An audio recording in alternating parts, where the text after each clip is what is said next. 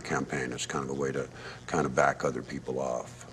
Explain what the whole issue here is in this region and where you are exactly in Tennessee. Well, we're in southwest West Virginia, and of course this is the heart of coal mining country, and it has been for over 100 years. But usually the coal has been mined by underground miners, and there are environmental costs associated with this, but in the last 15 or 20 years, due to the massive new equipment that they brought in, now strip mining has become one of the key ways for them to remove coal. So, and then over the last 10 or so years, mountaintop removal has been become an increasingly more common way of doing that. Explain what mountaintop. Mountaintop removal is when they blast the top of the mountain off, and then they push that over into the valley, and then they extract these coal seams that are too thin for underground mining. And then they basically leave the area leveled like that. They put grass seed on it.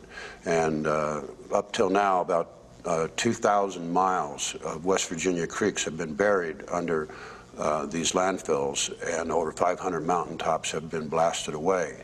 That's about, in our part of the country, that's about 50% of the land area in there. So right now they're trying to expand these existing mines, and if they're successful, they will eventually all connect to each other, and most of the mountains in that part of the state will be gone in another 10 years. What is the attitude of the local population? Well, they're very mixed attitudes.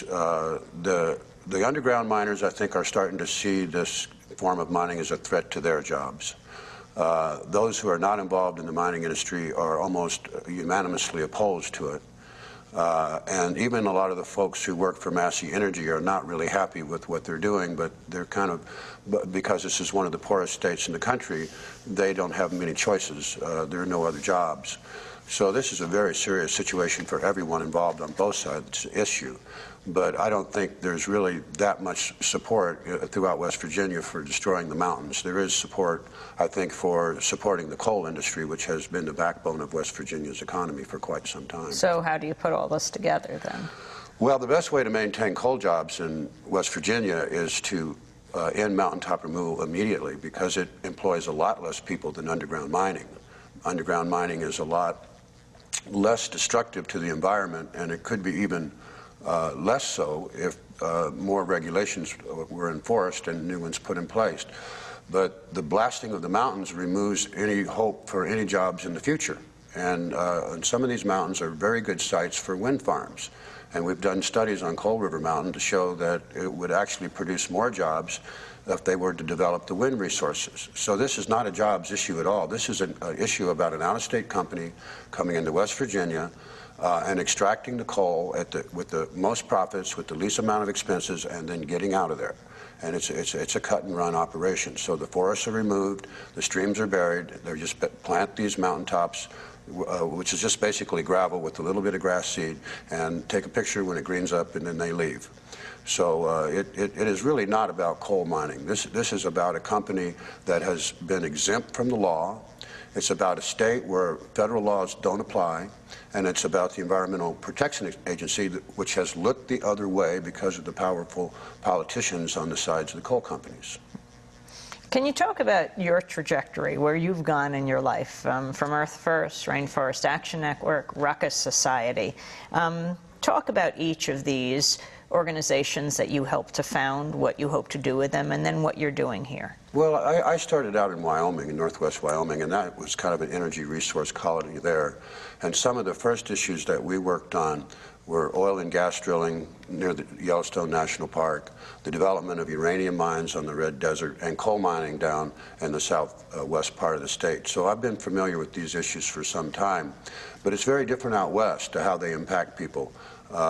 It's a much more rural area. There's less population in Wyoming. Here in West Virginia, all of these valleys contain communities. Some of them have been there for over 100 years, and some of them were there before the Revolutionary War. So the impact on communities is much greater in West Virginia. But after working on energy issues for a while, I became very concerned about the situation with biological diversity on our public lands, and the key issue there was the logging of old-growth forests. And I see a lot of similarities between the attitude of the coal companies in West Virginia and the attitude of the timber companies in the Northwest. They're going for something that's limited, and they're getting as much money out of it, and they're leaving. We weren't able to stop them in the courts. We weren't able to stop them with the legislation, so we had to mount a campaign of nonviolent civil disobedience where we were going to try to stop them with protests.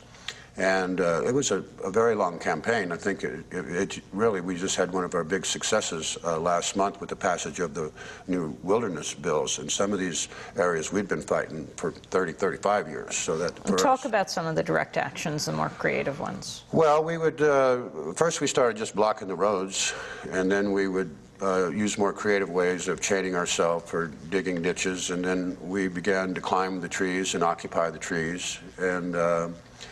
And then, you know, we went after the company's customers through market campaigns. We used a lot of tactics, but ultimately it was going to, you know, it was needed. What was needed was legislation, and that's what we finally got. We got some victories in the courts early on too, because our argument had been all along that it was illegal to do this on public domain, to cut down 1,000-year-old trees, to cause the extinction of species of wildlife, and we find the same thing here going on in West Virginia. The Ruckus Society, talk about some of what and why you felt you needed to go from Earth First, Rainforest Action Network, Ruckus Society, before we talk about now. Well, the Ruckus Society was really a way to try to help train activists in civil disobedience across the spectrum, you know, not just in Earth First or in the Rainforest Action Network. And we had a network of trainers that work for a lot of these different organizations that use direct action. So we put together a volunteer training staff, and then we would come into areas and offer them the types of training that they would need for the type of actions that we did. Like what? Well, we came to the WTO early. We provided training, radios, a lot of the equipment that was used. We helped set up the kitchen. We actually helped set up the first public independent media center there. We've been in, well, with the old growth issue, we've done the same thing. And then now we're working more on energy issues. And so talk about the kind of organizing that's going on here right now and what it means to have the restraining order against you. What can you do? Yeah, well, those are very different things. I mean, the organizing going on in the Coal River is really going on several levels. One is in the local community itself, and I think that's where some of the most important work is being done, trying to get folks to have the courage to stand up against the coal companies, because the repercussions can be very serious. Just saying that you support an end to mountaintop removal can, you know, expose you to a lot of threats in those communities.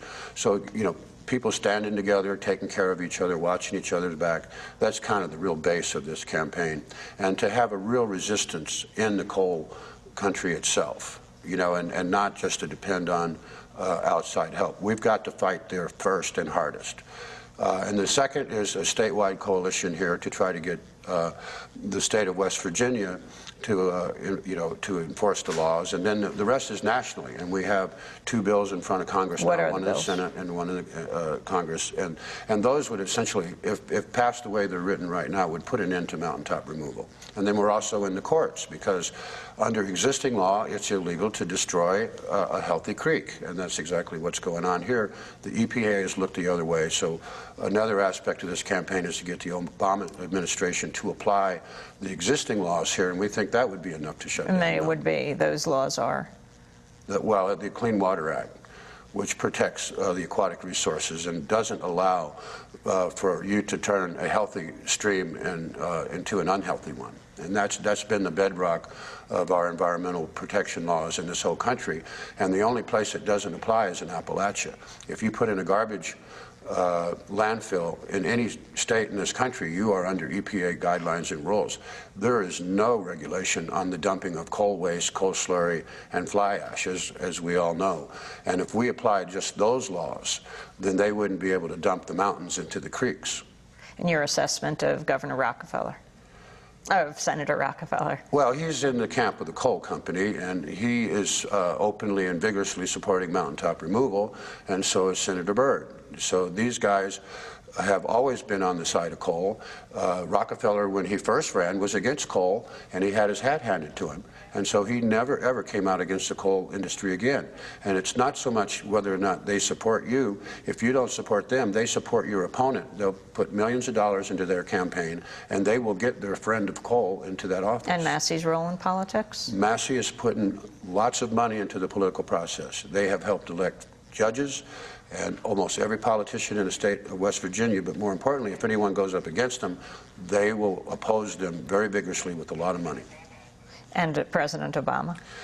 We think the Obama administration wants to end mountaintop removal. We are pretty optimistic that they're going to start reviewing all the new permits, and that it may be very difficult for them to get new permits. But what we're really concerned about are the existing permits, and we're not sure exactly what they're going to do there. So our job is to put as much pressure on the Obama administration and EPA now